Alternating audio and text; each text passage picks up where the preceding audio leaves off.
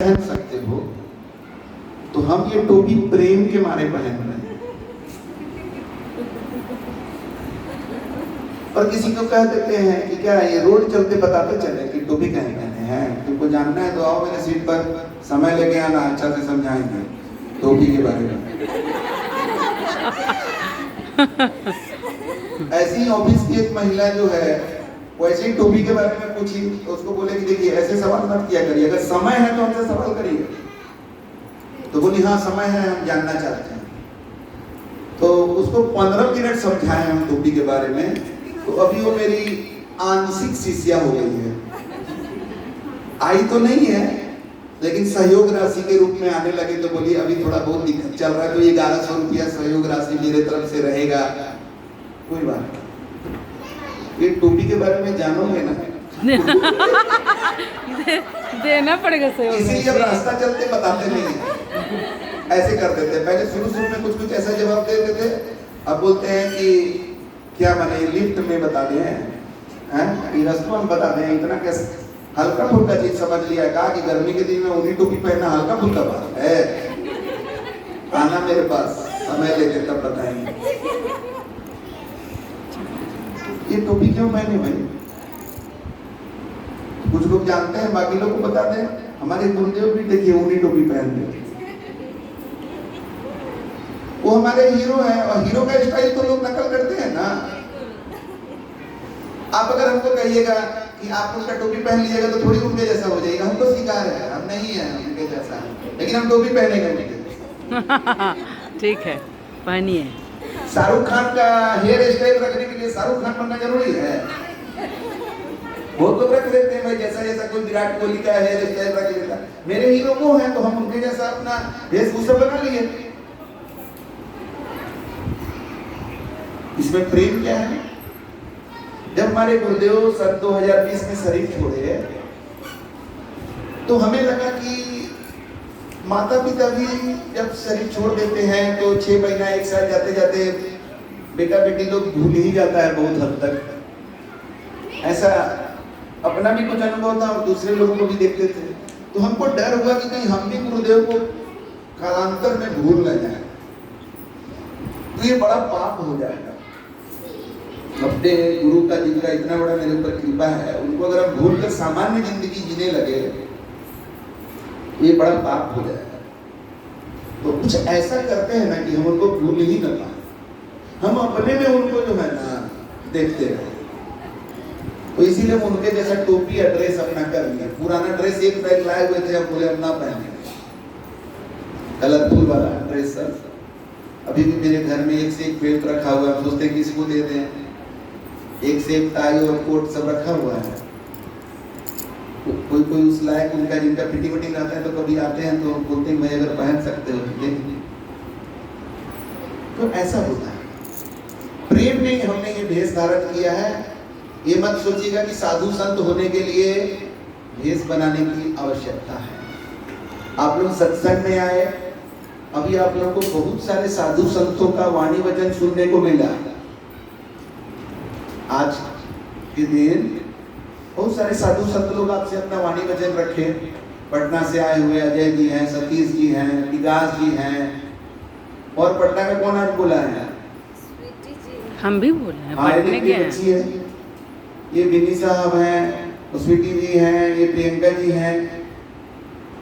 अगर साधु होने के लिए दाढ़ी का जरूरत होता तो फिर महिला साधु नहीं हो सकती है? ये तो बहुत बड़ा अन्याय हो गया। साधु एक परम पद है। राम मिलन के वास्ते जो तू खड़ा उदास, साधु संगति साध लो राम उन्हीं के पास। तो महिलाओं से इतना बड़ा पद कैसे छीना जा सकता है? महिलाएं भी साधु होती हैं जी। क्या हजम हो रहा है कि नहीं? जी जी। नहीं हो रहा है तो कर लीजिए, क्योंकि साधु होना गुण की बात है। ग्रंथों में लिखा हुआ है दया गरीबी बंदगी समताशील उपकार। फिर से सुना दीजिए, फिर से सुनिए। दया गरीबी बंदगी समताशील उपकार, इतने लक्षण साधु के कहे कबीर विचार। सदगुरु कबीर जो संत शिरोमणि हैं, जो सतगुरु हैं, सदा के गुरु हैं, वो कह रहे हैं विचार करके कि साधु का लक्षण क्या है? दया। गरीबी, अपने अंदर कुछ न होने का भाव कि मेरा कुछ नहीं है।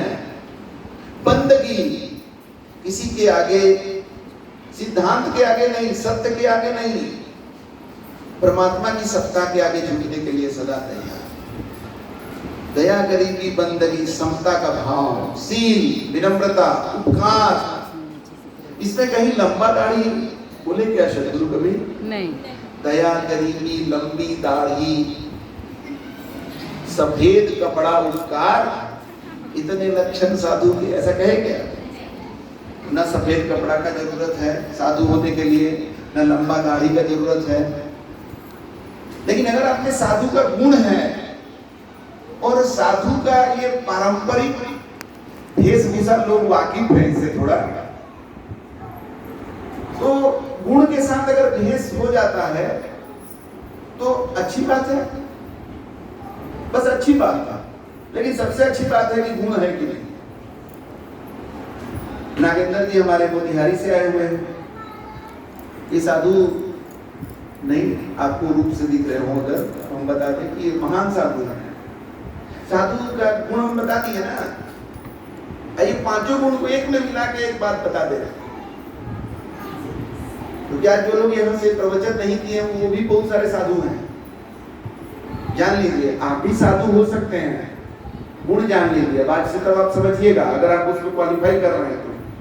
जो अपने गलतियों को साधता है वही साधु है। और संत कौन है? जिसका जीवन सच्चा है वही संत है। सत शब्द के ऊपर अनुस्वार लगा तो संत बन गया। तो जिसका जीवन सत्य है वही संत है। तो आप भी साधु संत हैं, आप अपने को चेक कर लीजिए। अगर आप गलतियों के प्रति लापरवाह हैं, आपसे कोई गलती हो जाती है तो आप छोड़ रहे, क्या हो गया, आप साधु नहीं हैं। अगर आप ऐसे हैं तो आप साधु नहीं हैं।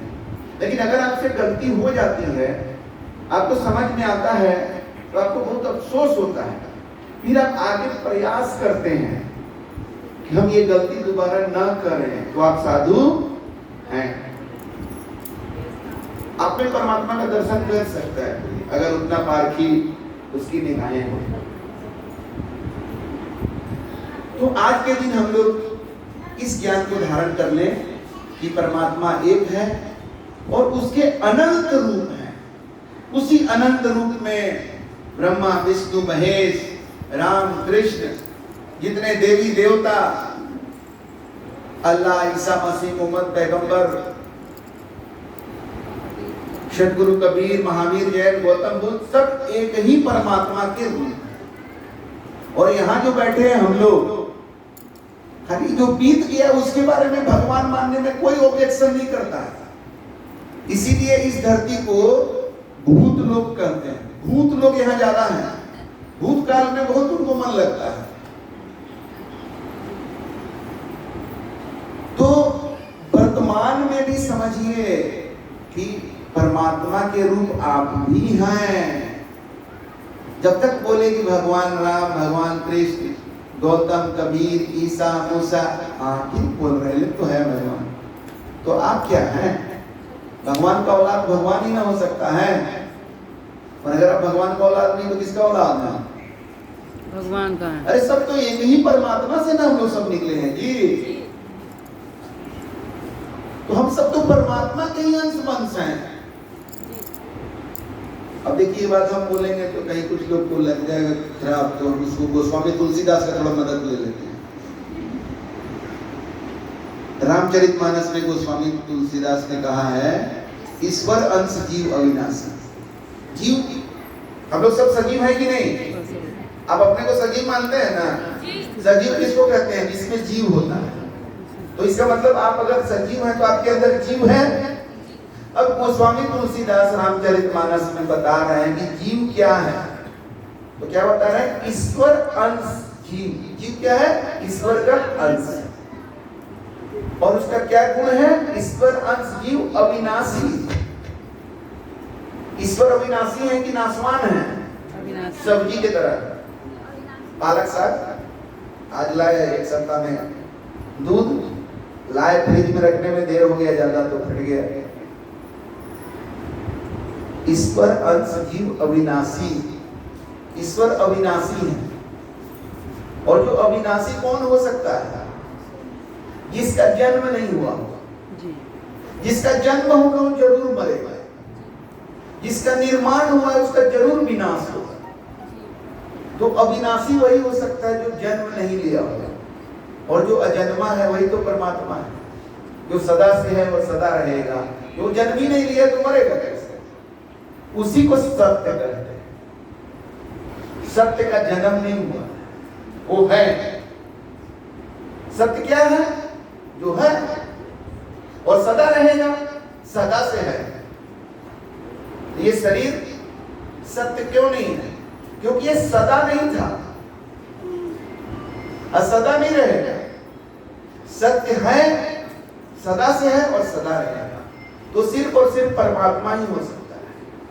और उसी परमात्मा का एक अंश हमारे अंदर जीव के रूप में, तभी हम सजीव हैं। वो अविनाशी है, वो मरने वाला नहीं है। तो अब आपके अंदर दो पार्टी हो गया। एक पार्टी ईश्वर का अंश हो गया और एक पार्टी ये शरीर हो गया आपका। एक जीव है चेतन और एक जड़ है ये शरीर।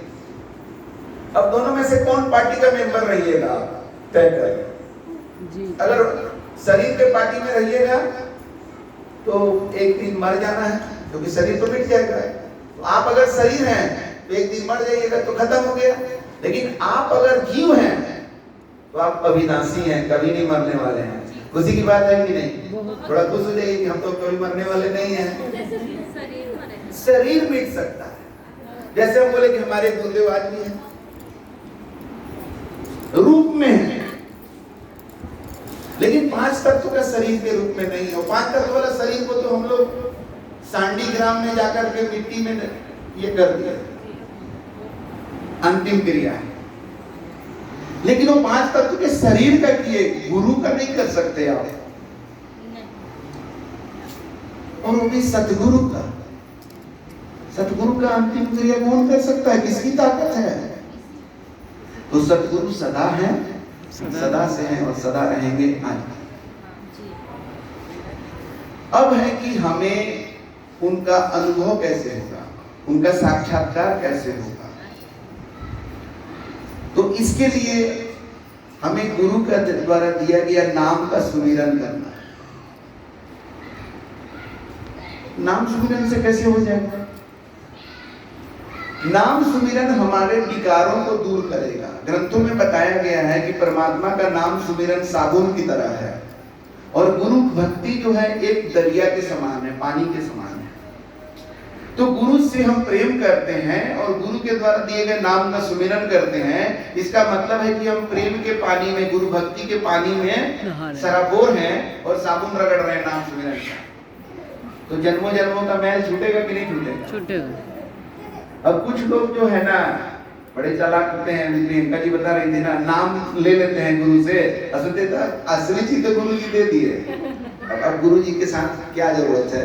ज्यादा रहोगे तो फिर कहीं कार्यक्रम होगा तो सहयोग राशि, कहीं सहयोग राशि न देना पड़े, कुछ और ना हो जाए, कभी घर पर ना आ जाए, कहीं कोई आदेश ना दे दे, कट लो, असली चीज तो ले लीजिए।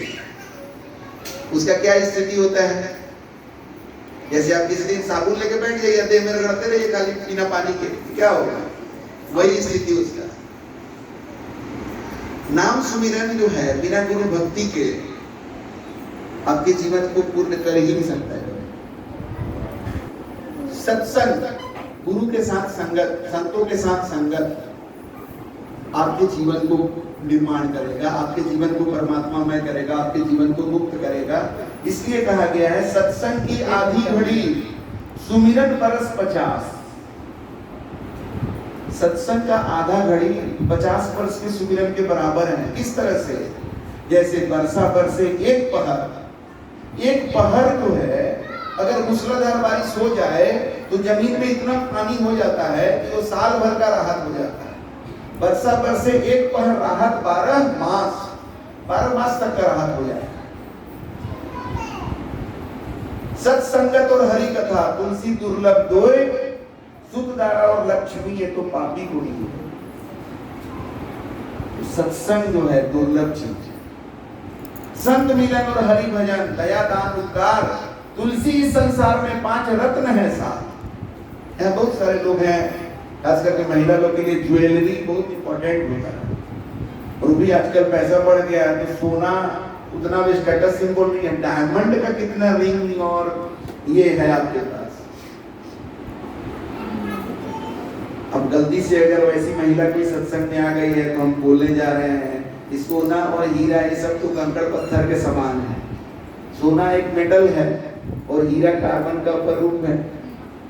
वो इकट्ठा करते रहो, कोई काम आने वाला नहीं है, बस खुश रहो। खास करके पड़ोसन को जला करके या गोतनी को जला के खुश रह सकते हो, इससे और कुछ खुशी मिलने वाला नहीं है। खुशी मिलेगा जब तुम्हारे जीवन में सच्चा रत्न होगा, और सच्चा रत्न के बारे में रामचरितमानस में कहते हैं संत मिलन हरि भजन, परमात्मा के नाम को भजना। हरि भजन माने ज्ञानधारी बाबा का भजन मत समझ लीजिए। भजन अभी जब ये भजन गा रहे थे, सांसों पे सांसों पे सांसों की माला पे, सांसों की, वो तो पूरा फोकस थे अपने सुर ताल इसके ऊपर। क्या उस समय सांसों पर सुमिरन कर रहे थे? सामने है, पूछ लीजिए। लेकिन यहाँ मौजूद कुछ लोग होंगे जो उस समय सांस पर सुमिरन कर रहे थे। जी। भजन गाना एक चीज है और भक्ति एक अलग चीज। तो हरि भजन जो गोस्वामी तुलसीदास बोले हैं वो ज्ञानधारी बाबा वाला भजन नहीं है। वो भजन है हृदय में परमात्मा के नाम को भजना। श्वास श्वास पर नाम लो, वृथा श्वास न जाए, ना जाने इस श्वास को आवन होए न हो। वहां वो जीवन चाहिए जहां श्वास पर नाम चले, हृदय में सुमेरन हो। तो संत मिलन और हरि भजन, दया दान और उपकार, ये रत्न है। ये रत्न कितना जमा किए हैं आज तक, कितना नाम सुमिरन किए हैं परमात्मा का। एक सांस ऐसा गया जिसमें नाम सुमिरन हुआ, वही आपकी कमाई है, वही रत्न है, वही काम आएगा, बाकी सब बेकार है। हो सकता है कि किसी का आयु और छोटा कर दे वो सब रत्न। जिसके पास ज्यादा ज्वेलरी रहता है, बुढ़ा जाता है, तो उसकी बहू को लगता है कि जल्दी मर जाती बुढ़िया क्या ज्वेलरी। देखिए अपने आप से लोग मरते हैं तो उसका जो कपड़ा रहता है उसको छूना नहीं चाहता। ये कपड़ा बदली कर दिया इसको ना श्मशान घाट में, लेकिन उसका रिंग निकाल लेता, कान का निकाल लिया, उससे कोई परहेज नहीं है। कपड़ा से परहेज, कि उसका दाम ज्यादा नहीं है ना। लेकिन अगर उसे सही प्रेम होता तो उसके कपड़ा से प्रेम होना चाहिए, क्योंकि उसको उसका ज्यादा फलेदार है। लेकिन नहीं, आज मेरे जीवन का एक धरोहर आप लोगों को बताएं कि हम बिहारीपुर में एक सत्संग में गए थे। भूख ज्यादा नहीं ना लग रही है? ना नहीं लग रही। साल भर का दिन है, बोल लेना। तो बिहारीपुर गए थे सत्संग में, गुरुदेव बता के ले गए थे कि बहुत ऐतिहासिक होने वाला है। तो हम लोग गए वहां पर। गुरुदेव, हमारे गुरुदेव ऐसे थे, आजकल के जो बहुत कॉमन बाबा लोग जो होते हैं, महिलाएं दूर, महिला के नजदीक नहीं रहते हैं। बाबा बड़े पहुंचे हुए हैं, इनको महिला से दूरी चाहिए और शिष्य को बहुत कुछ मेंटेन करके रहना पड़ेगा नजदीक में। मतलब गुरु जी का चप्पल को तो मतलब पहन लेना तो बहुत बड़ा अपराध है। गुरु जी का चप्पल पहन लेना एक शिष्य के लिए बहुत बड़ा अपराध हो जाएगा। लेकिन हमारे गुरु जी अपना चप्पल पहना देते थे हम लोग। अभी बाथरूम जाना है, उनका हवाई चप्पल है, जा बेटा ये वाला पहन लो, मेरा हवाई चप्पल पहन लो। और हम लोग तो भाई पक्का वाला शिष्य बनने का कोशिश करते रहे जीवन भर। पक्का शिष्य उसको कहते हैं, अभी आप लोग सुने ना, प्रियंका जी, दिलीप जी सब बताए ना, गुरु कहे सोई है साचा, भी परिचय सेवक है। एक बार मेरे गुरुजी कह दिए, उनका हम पैर दबा रहे थे, पैर दबाते दबाते कह दिए, बेटा मेरे मूड पर चढ़ जाओ। तो मूड मुंडी को कहते हैं हम लोग बिहारी में, मुंडी बोलते हैं उसको, मूड बोल रहे थे। मूड पर मेरा चढ़ के दबाओ पैर से, खून दो। खून ना करते मैंने उसको, हम क्या किए होंगे, खून दिए होंगे। बहुत सारे ऐसे शिष्य होंगे, गुरुदेव आपके सिर पर हम अपना पैर नहीं रख सकते गुरुदेव। अरे सिर पर पैर तो दूर है। हम एक शिष्य को बोले थे कि मेरे पैर के ऊपर अपना पैर से दबाओ, बहुत दर्द हो रहा था। बोले नहीं नहीं ये हम नहीं कर सकते, हम हाथ से दबाएंगे पैर, गुरु के पैर पर हम पैर रख देंगे। ज्यादा ही भक्त हो गए। लेकिन जो लोग हमें समझते हो, जानते कि मेरा शब्द जो है उसका जो पालन करता है वही मेरा प्रिय है। तो हम ऐसे ही शिष्य से थे। गुरुजी बोले बस पैरवा पर चढ़ के खूनिए रहे थे उनका, जैसे बोले मथुआ पर खून दो, बस चढ़ के मथुआ पर खून।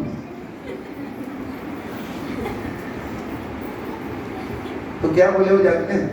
वाह बेटा। बोले वाह बेटा तुम पक्का शिष्य है।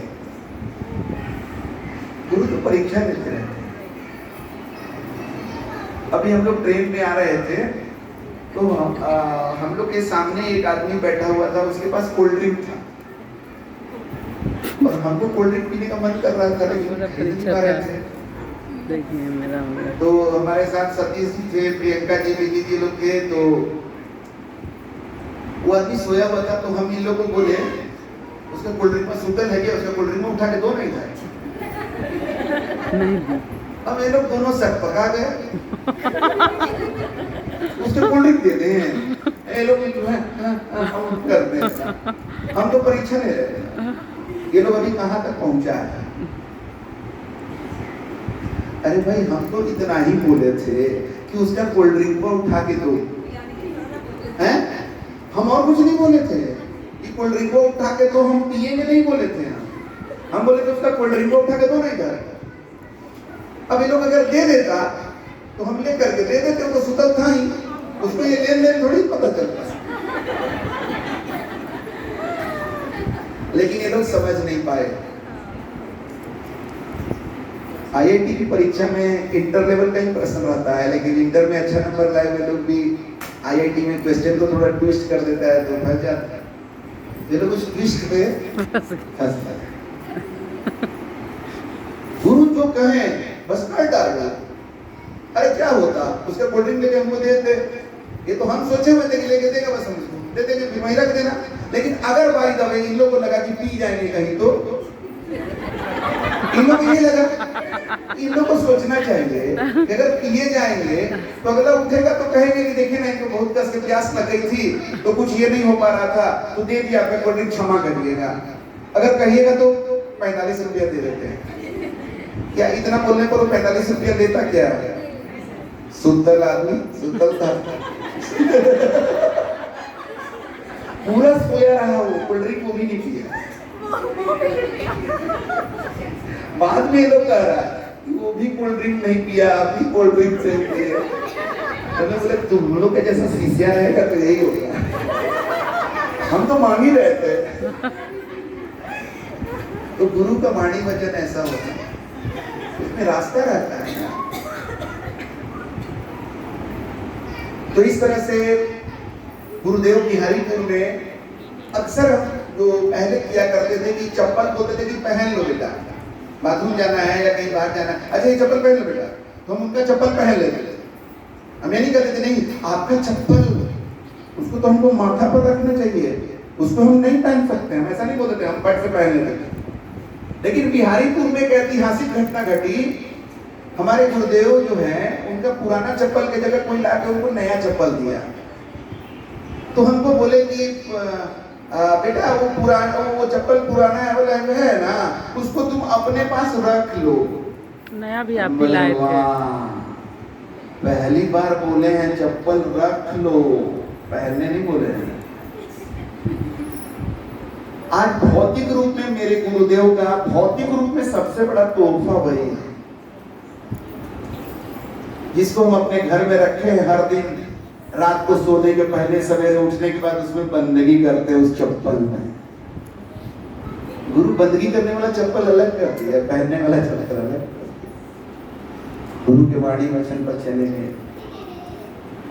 उसके बाद शरीर छोड़ने के पहले एक बार गुरुदेव आए तो अपना पुराना कुर्ता जो है वो हमको दे दिया। उसमें भी पोले दे करके कि देखो बेटा ये वाला तुम अपने पास रख लो।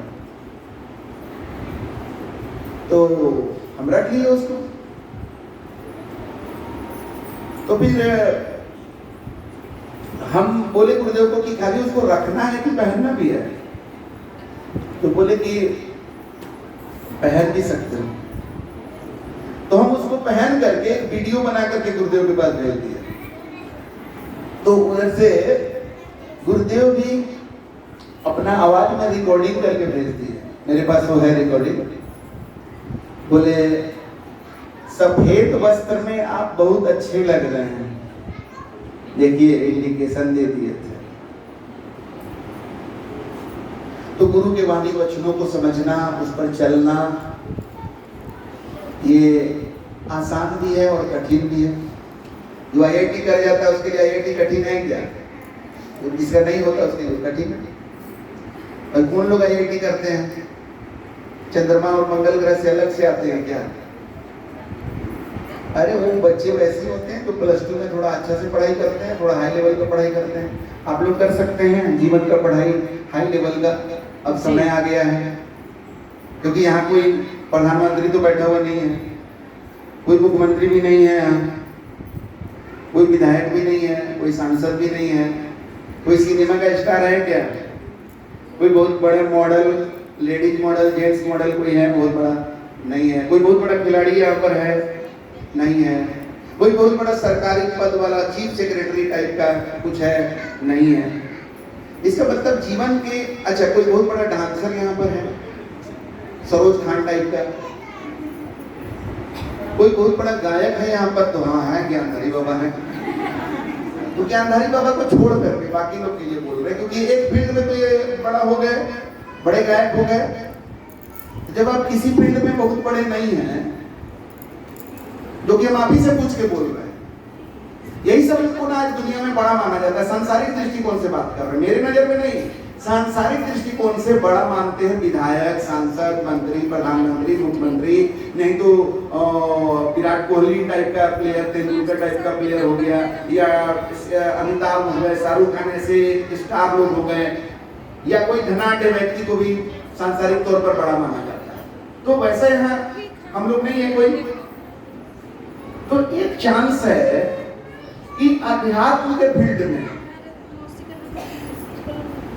हम अपने अंदर साधु संतों का गुण ला करके सत्संग करके गुरु के संगत में, गुरु के वाणी वचनों पर चलकर साधु संतों का कुछ गुण, कुछ रत्न की प्राप्ति कर ले, तो ये हमारी उपलब्धि कहलाएगी कि नहीं? अंतिम पोल पर छक्का। क्योंकि अब तो कोई चांस नहीं है ना वो सब बनने का। और एकदम से साधारण, सांसारिक रूप से भी साधारण और आध्यात्मिक रूप से भी साधारण जिंदगी जीने से तो अच्छा है कि सांसारिक में तो साधारण हो ही गए, आध्यात्मिक में तो असाधारण बन सकते हैं। अभी भी हर कोई यहाँ मौजूद एक एक व्यक्ति के पास अभी पूरा चांस है कि आध्यात्मिक रूप से वो असाधारण हो सकता है। हमारे गुरुदेव कहते थे कि आज के राम और कृष्ण, गौतम और कबीर तुम ही लोग हो। तो आप लोग को बताया ना कि हम थोड़ा कैसे सोचते थे। गुरुदेव को पहले बोल दिए डकैत चढ़ गया है, तो गुरुदेव जब ऐसे बोलते थे ना तो हम कहते थे चढ़ा रहे लगता है गुरुदेव कि तुम ही राम हो, तुम ही कृष्ण हो, बुला रहे। लेकिन धीरे धीरे हमको समझ में आया कि नहीं, वो सबको यही बात बोलते, इसलिए कि सबके पास अवसर है आज राम और कृष्ण, गौतम और कबीर, ईसा और मूसा, बुद्ध और जैन, महावीर जैन बनने का सबके पास अवसर है। ये मत सोचिएगा कि आज गौतम बुद्ध बनने के लिए आपको राजा बनने की जरूरत है, कि राजा हम होते ना तब ना बीवी या बच्चा को शीतला में छोड़ के राजपाट चल जाते, तब हम गौतम बुद्ध बन पाते हैं। ऐसा नहीं है। आज भी आपके पास बहुत चीज त्याग करने का है। खैनी त्याग कर सकते हैं, जो खैनी खाते हैं उनके लिए है। पूछेंगे नहीं कि कौन खाते हैं, ये भी आपके लिए एक अवसर है। कोई शराब पीते हैं, शराब का त्याग। कोई मांस, मछली, अंडा, बकरा, बकरी, सांप, बिच्छू खाते हैं, उनके लिए एक अवसर है उन चीजों का त्याग। झूठ बोलते हैं तो उस चीज का त्याग। जात पात का भेदभाव रखते हैं आप, अगर त्याग कर सकते हैं कि नहीं कर सकते हैं? बिल्कुल कर सकते हैं। कि जाति वाला आके मारेगा फिर? अरे भेदभाव का मतलब होता है किसी के प्रति विद्वेष नहीं रखना, सबके प्रति समान भाव रखना। और सच बोलने का मतलब है पहले सच को जानिए। हम जब बोलते हैं कि सच बोलना जो है बहुत महत्वपूर्ण है, सच बोलना चाहिए, तो हमको अक्सर लोग मिलते हैं जो बोलते हैं कि हम तो झूठ नहीं बोलते हैं। अक्सर लोग बोल देते हैं, तो हम कहते हैं कि आपको सत्य मालूम है तो आप सत्य बोलिएगा। क्या बोल रहे हैं, मतलब क्या है कहने का? अब ऐसे छोड़िए, क्या मतलब, आप कौन जाते हैं तो बताइए। तो कोई कह देता है धीरे से, हम साधु हैं। देखिए झूठ बोल दिए ना अब झूठ बोले कि नहीं? आपका जात साधु नहीं है, आपका जात बनिया, कुर्मी, यादव ये जात नहीं है। वास्तविक ये तो बनावटी है, आप बनाए हैं। आपका जात तो मानव जात है। हाँ हाँ वो तो है, वो तो है ही है। वह महाराज कहते हैं है तो बोले का है, जब पूछे तो झूठ बोल रहे हैं और अभी कहते हैं कि हम दिन भर सच बोल, झूठ बोलते हैं। आप लोग ऐसा कर सकते हैं। यहाँ जो लोग भी हैं वो आज के बाद से अगर जात पूछा जाए तो बोल सकते हैं कि मानव जात है हमारा। बिल्कुल दिल से बोल सकते हैं। जी। तभी आप सत्य के मार्ग पर चलने के काबिल हैं, सत्य पंथ पर चलने के काबिल हैं, तभी आप सदगुरु का शिष्य कहलाने के काबिल हैं। क्योंकि कामी, क्रोधी, लालची इनसे भक्ति न होए, भक्ति करे कोई सूरमा। भक्ति सबके बस का, साधारण और कमजोर लोग के बस का नहीं है। ये मत सोचिएगा कि आप IIT नहीं किए, IAS नहीं बने, ये नहीं बने, वो नहीं बने, तो हमको एक आसान रास्ता बता दिए कि भक्त बनना बड़ा आसान नहीं है। भक्त बनने का भी आपका समय बचा होगा। इसमें उम्र सीमा 18 से 21 नहीं है। आजीवन आपके पास अवसर है भक्त बनने का। और सत्संग आसान कर देगा आपके लिए, है तो कठिन। जैसे कोई बिना कोचिंग के, बिना स्कूल कॉलेज में पढ़े IIT कर जाता है क्या? नहीं। सही स्कूल, सही कॉलेज, सही कोचिंग, सही टीचर मिल जाता है तो कर जाता है। तो आपके पास एक सत्संग का प्लेटफॉर्म मिला हुआ है, इसलिए आपके लिए भक्ति करना आसान है। अदरवाइज भक्ति आसान चीज नहीं है। भक्ति करे कोई सूरमा, कोई वीर ही भक्ति कर सकता है। जाति वर्ण कुल खोए, जाति को खोना पड़ेगा भाई जी। नागेंद्र जी के एक दो मित्र लोग इनके गांव में जब हम गए सत्संग किए तो बड़ी प्रभावित हो गए, एकदम बड़ी एक्साइटेड होकर के मेरे पास आए। एकदम आपका मार्ग हमको बहुत अच्छा लगा, हम लोग जुड़ना चाहते हैं। बहुत बढ़िया, जुड़ना चाहते हैं। तो मांस मछली खाना पहले छोड़ दीजिए ना। हम ठीक है छोड़ देंगे। और दूसरा, जात पात का भेदभाव खत्म करेंगे। ये वाला तो बड़ी मुश्किल है, जात पात वाला। ये तो बचपन से सिखाया गया है। अरे बस बचपन से जो सिखाया गया वो करते आ रहे हैं। तो जो हालात है वो है दुख कष्ट जो है, उससे अगर छुटकारा चाहते हैं तो जो करते आ रहे हैं उससे अलग कुछ करना पड़ेगा। जात पात का भेदभाव करते आ रहे हैं, झूठ बोलते आ रहे हैं, दूसरे का दिल दुखाते आ रहे हैं, तो जीवन में कष्ट होगा। मुर्गा बकरा बकरी को मारते आ रहे हैं तो जीवन में कष्ट होगा, तकलीफ होगा। अब अगर बदलाव चाहते हैं तो आपको बदलाव पहले अपने मन, वचन और कर्म में लाना पड़ेगा। तो उसके बाद वो फोन नहीं उठाएंगे। एक और है, वो मुजफ्फरपुर में भी गए थे सत्संग करने, वो हमारे बिजली ब्रत में ही काम करते हैं। सारा बात में एग्री थे, खाली जात पात छोड़ने बोले तो बोले ये वाला नहीं हो पाएगा। हम लोग इतना जात पात में बंधे हैं, ये वाला नहीं हो पाएगा। तो आप लोग तैयार हैं छोड़ने के लिए? मानव जात बनने के लिए तैयार हैं? तो आप भक्ति कर पाएंगे। और भक्ति करेंगे तो क्या होगा? ग्रंथों में लिखा हुआ है कि गुरु भक्ता मम आत्म सोई वाके हृदय रहो सब होई। परमात्मा कह रहे हैं कि जो गुरु भक्त होते हैं वो हमें प्रिय हैं, वो हमारे आत्मीय हैं और हम उन्हीं के हृदय में समाये रहते हैं। तो आप अगर चाहते हैं कि आपके हृदय में परमात्मा प्रकट हो और आप दर्शन कर सकें तो आपको गुरु भक्त बनना होगा। और गुरु भक्त बनने के लिए काम क्रोध लोभ मोह ये सब तो त्यागना ही है, जात पात को त्यागना होगा, अपने खानदान का घमंड या अपने खानदान के प्रति हीन भावना दोनों को त्यागना होगा। आज कुछ लोग हैं जिनको घमंड है अपने खानदान का, मेरे दादाजी ब्रिटिश जमाने के जेलर थे, मेरे दादाजी जमींदार थे, मेरे दादाजी ये थे, मेरे वो थे। दादाजी तक क्यों रुके हो भाई? दादाजी के ऊपर चलो। दादाजी के दादाजी, उनके दादाजी, उनके परदादाजी, परदादाजी के परदादाजी, लास्ट में कहाँ जाएगा? परमात्मा जी तक आएगा कि नहीं आएगा? बिल्कुल आएगा। तो हमारा खानदान क्या है? हम परमात्मा के खानदान के हैं कि नहीं? बोल सकते हैं? यस। आज से बोलेंगे हमारा खानदान क्या है भाई? हम परमात्मा के खानदान के हैं। नहीं क्या बोल रहे हैं? राम हिंदू हो, हाँ रामचरितमानस पढ़े हो कि नहीं? ईश्वर अंश जीव अविनाशी, हम सजीव हैं, हम ईश्वर के अंश हैं, हम ईश्वर के खानदान के हैं। क्या जी तुम रामचरितमानस पढ़ो जरा सा। तो इस तरह से केवल बोलने से और जानने से नहीं होगा, इसको धारण करना पड़ेगा, अपने दिल को सफाई करना पड़ेगा। बार बार आपको बोलना पड़ेगा कि मैं भूमिहार नहीं हूं, मैं राजपूत नहीं हूं, मैं ब्राह्मण नहीं हूं, मैं इंसान हूं। मेरा खानदान मेरे दादाजी से नहीं है, मेरा खानदान परमात्मा जी से है। साहब सबका बाप है, साहब का बाप को नहीं। और बेटा बनकर जो फिर रहा वो तो साहब है। साहब सबका बाप है। हम लोग सबका बाप कौन है? साहब है। तो हम सब साहब के अगर अंश वंश हैं तो हम साहब के खानदान के हुए कि नहीं? बिल्कुल है साहब। ये अलग बात है कि आजकल साहब को भी कोई प्राइवेटाइज करने के चक्कर में लगा हुआ है, पेटेंट करा लेना चाहता है कि कबीर मेरा, राम तेरा, बुद्ध उसका। तो हम सोचते हैं कि अब कोर्ट में फैसला करवा देंगे।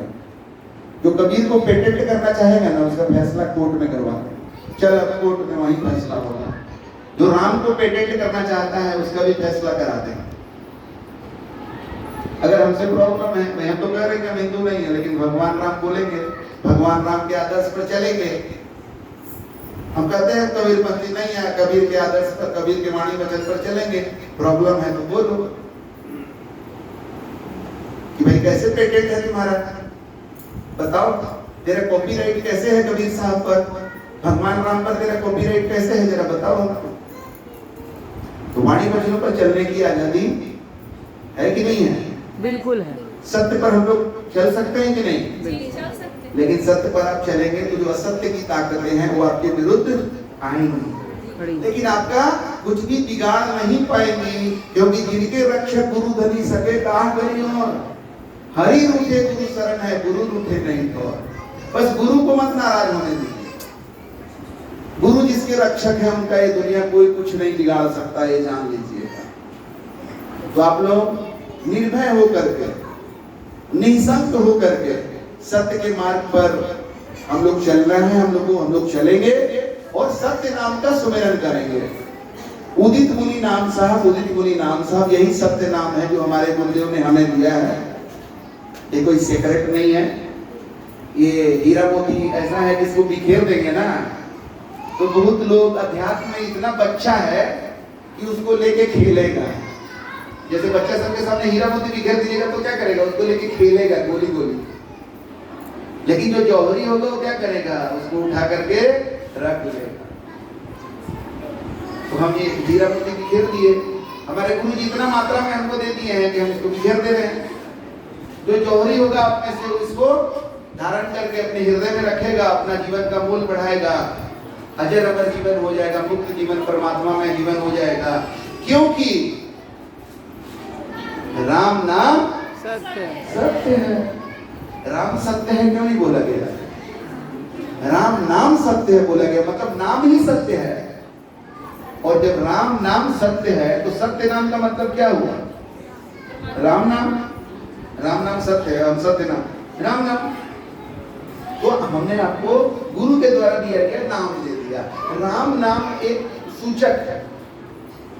जैसे भगवान के रूप में त्रेता युग में भगवान राम प्रकट हुए, तो फिर द्वापर में कृष्ण बनकर के आए।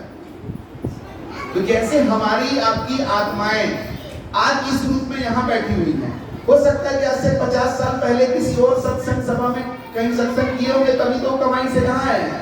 लेकिन जो 50 साल से कम के हैं वो उस समय किसी दूसरे नाम रूप में होंगे, और जो 50 साल के हो गए हैं वो शायद 60 साल पहले किसी दूसरे नाम रूप में होंगे कि नहीं। तो आत्मा जैसे नाम रूप बदलती है तो परमात्मा का भी बदलता है। तो वो नाम आपको मिला सदगुरु की कृपा से।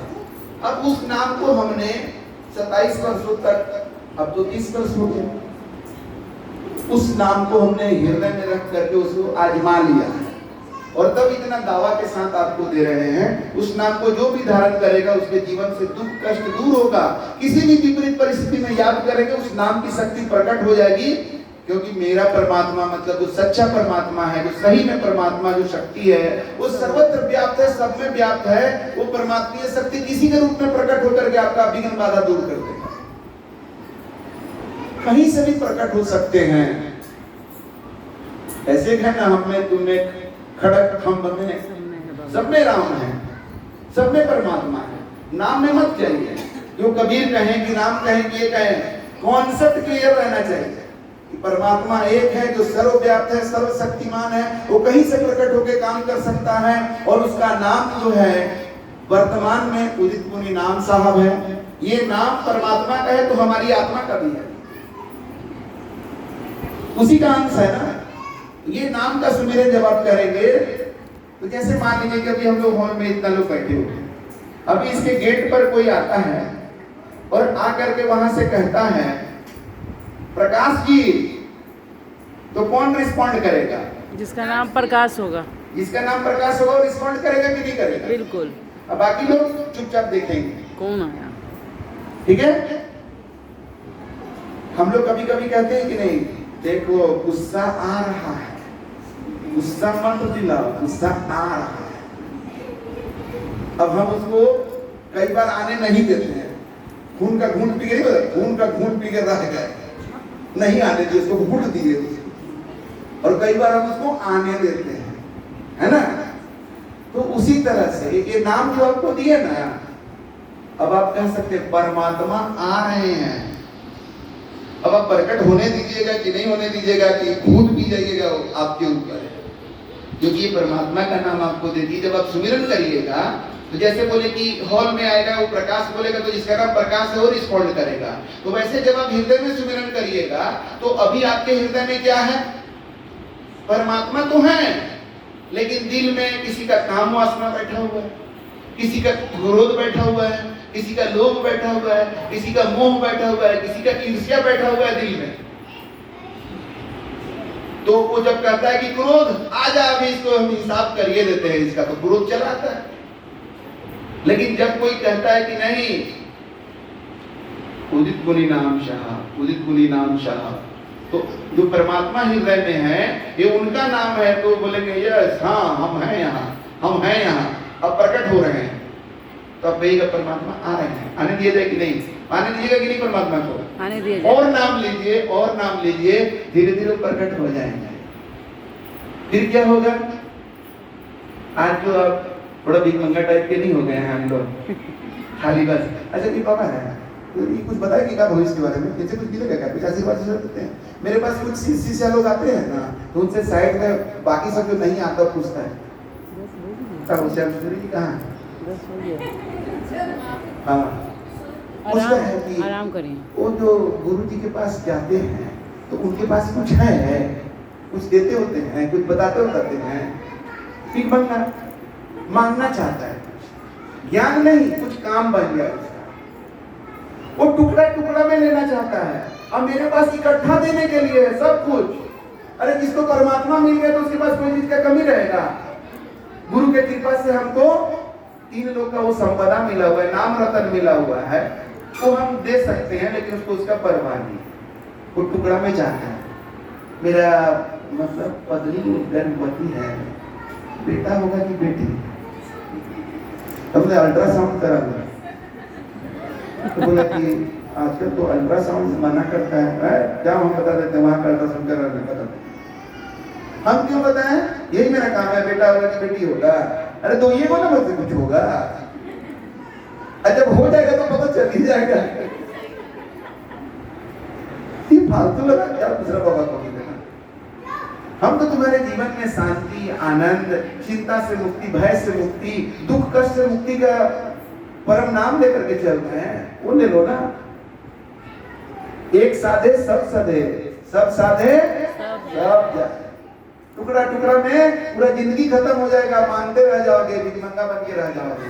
एक चीज ऐसा सद्गुरु से ले लो, नाम हृदय में रख लो, उस नाम को प्रकट कर लो, सब अंधेरा दूर हो जाएगा, सब दुख कष्ट दूर हो जाएगा। आज हमको सोचना पड़ता है कोई चीज चाहने के पहले, कहीं चाह लिए और हो गया, कुछ गड़बड़ तो नहीं हो जाएगा? ऐसा हो गया, दिल में आता है और पूरा हो गया। ऐसा होता है कि आपके दिल में भी ऐसा ही होगा तो बहुत अच्छा लगेगा। बस वो नाम दे दिए, वही है, लाख दुखों की एक दवा। आजमा के देखिए ना, सिर्फ श्रद्धा भाव से, प्रेम भाव से। जैसे आप आज तक किसी भी भगवान को किसी भी रूप में याद किए, जैसे हम लोग को याद है कि कभी सुनसान जगह में बचपन में जाते थे तो जय हनुमान ज्ञान सागर करने लगते थे। पढ़ भी रहे हैं, अब दौड़ भी रहे हैं, और डर भी रहे हैं। अब पीछे नहीं देख रहे कि कहीं भूलवा आ तो नहीं रहा है। कम से कम उसी भाव से भी इस्लाम का सिमरन करिएगा। और गहरा भाव अगर आ जाए, जिस भाव से आप मंदिर में, तीर्थ व्रत में जाते हैं, जिस भाव से आप पूजा करते हैं, उस भाव से इस नाम का सुमिरन करके देखिए। नाम सुमिरन की महत्ता हिंदू धर्म ग्रंथों में कई तरह से बताई गई है। राम नाम की लूट है, लूट सके तो लूट, अंतकाल पछताओगे जब प्राण जाएंगे। तो आप जो भी नाम का अभी तक कर रहे हो ना, वो सब सही है अपने जगह पर। आपको वही नाम यहाँ तक पहुँचा दिया। अब मेरा दिया हुआ एक नाम को एक बार हृदय में थोड़ा जगह देके देखिए। उस नाम से जो हुआ वो तो आपके पास है, थोड़े समय के लिए नाम को जगह देके देखिए। अगर जीवन पूरी तरह से नहीं बदल गया तो फिर नहीं।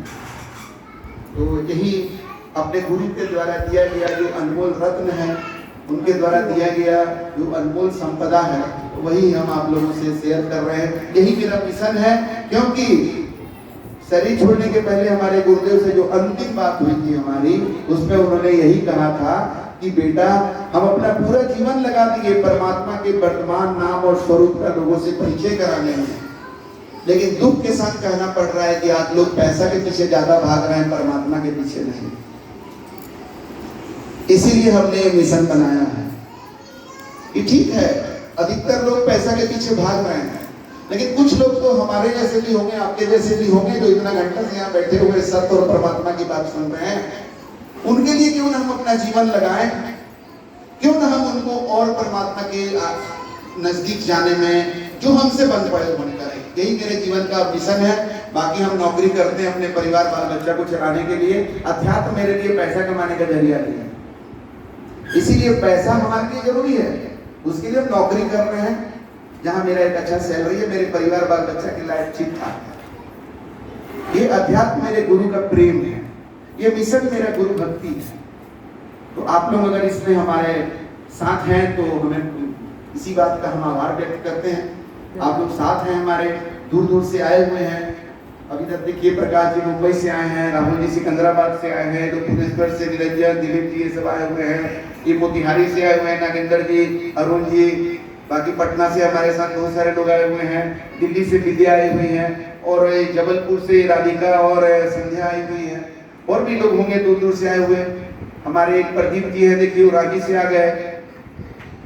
और हमारे ज्ञानधारी बाबा बनारस से आए, हम लोग का साथ देने के लिए ना। जी जी। अब भजन क्या है? सत्संग का एक रौनक है। आप लोगों को इतना देर हम सुनाने के लिए इनको बुलाया, इनका मदद लिए, कि इन लोगों को पहले सुनने लायक आप कर दीजिए, आप ऐसा भाव विभोर कर दीजिए कि ये लोग चिपक जाए अपने जगह से वर्चुअली, और तब हम जो है ना इन लोग को बैठा के अपना प्रवचन सुनाने। तो कितना बड़ा मदद किए है हमारा ज्ञानधारी बाबा, और इनके साथ आकाश जी हैं और आनंद जी हैं। इन लोग के लिए हम आभार व्यक्त करते हैं। अभी व्यक्त इसलिए करते हैं कि ऐसे तो कल कार्यक्रम का समाप्ति होगा शाम में, तो एक आभार व्यक्त करने का हम लोग सेशन ही रखे हैं, लेकिन इन लोग के लिए अभी ही इसलिए कर दे रहे हैं क्योंकि ये लोग कल 1 बजे के करीब में ट्रेन है इन लोग का। तो बहुत हम दिल से आभारी हैं, क्योंकि ये हम लोगों के सत्संग कार्यक्रम में आए तो 3 जन हैं, लेकिन इनका वाद्य यंत्र को अगर 1 जन मान लिया जाए तो 4 चांद ये लोग लगाए हैं हम लोग के सत्संग में। आगे भी हम उम्मीद करेंगे। ज्ञानधारी बाबा तो अपना प्रॉमिस कर चुके हैं कि आप जहाँ भी हमें बुलाना चाहें, कोई फी वगैरह का कोई बात नहीं है इनके साथ। लेकिन अब इनके वादक लोगों को तो हम नहीं ऐसे ये कर सकते हैं, तो इनके वादक लोगों को हम श्योर करते हैं कि सत्संग के आयोजकों की तरफ से यथासंभव जो मतलब उसको फी कहिए या दक्षिणा कहिए या विदाई कहिए, उस तौर पर हम लोग दिया करेंगे। आप लोग आया करें, ज्ञानधारी बाबा का संगत किया करें। आपके आशीर्वाद से उसी भाव के आदमी मिल गए जो आपसे हमारी बात हुई।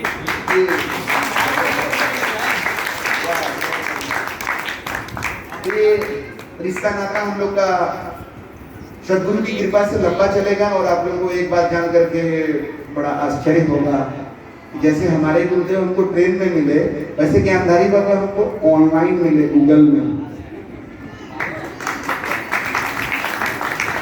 गूगल में परिचय मुलाकात हो सकती है, गूगल में जानकारी मिल सकती है, गूगल से हमको जानकारी मिली कि ये भजन गायक है, लेकिन जब फोन पर बातचीत हुई और मिलना जुलना हुआ तब संबंध बना। रिश्ता तब बनता है, रिश्ता गूगल पर नहीं बन सकता है ना। मैट्रिमोनियल जो शादी.com है वो केवल लड़का लड़की को जानकारी दे सकता है, रिश्ता तो मंडप में आके बनता है ना। तो याद रखिएगा, गुरु शिष्य संबंध लाइव संबंध है। तो इस तरह से भजन के बिना सत्संग का थोड़ा रौनक, हम कहते हैं कि भजन जो है ये सत्संग के लिए वैसा है जैसे पनीर चिली में उसका ग्रेवी होता है। खाली पनीर खाइएगा तो उतना मजा नहीं आएगा, ग्रेवी में मजा आता है। तो इनका अब जो है एसेंशियल रोल है हम लोगों के साथ, अहम भूमिका है। और ठीक है, थोड़ा चोट हम ज्ञानधारी बाबा को लगा दिए हैं, लेकिन दिल पर हाथ रख कर चोट किए हैं, वो समझेंगे उसको और जरूर धारण भी करेंगे। श्वास पर नाम जरूर लेना शुरू करेंगे भजन के साथ साथ। बड़े प्रेमी जन है, बहुत ज्ञान है। ज्ञानधारी का नाम बहुत सही रखा गया है, ज्ञान है बहुत अच्छा।